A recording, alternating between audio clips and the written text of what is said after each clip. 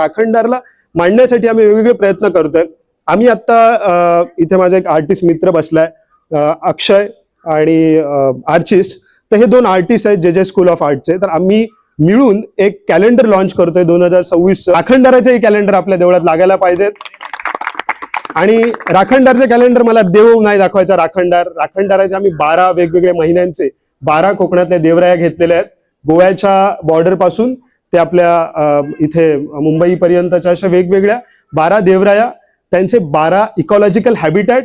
त्या प्रत्येकाचा हत्तीपासून, म्हणजे दोडामार्ग मध्ये हत्ती आहे आणि ह्याच्या रत्नागिरीच्या एका देवराईत पँगोलिन खवले मांजराचा हे केला जातो. तर अशा वेगवेगळ्या त्यांचे हॅबिटॅट, तिथलं कल्चरल सिक्वेन्स आणि त्या मंथ प्रमाणे आपण ते सगळं हे केलंय.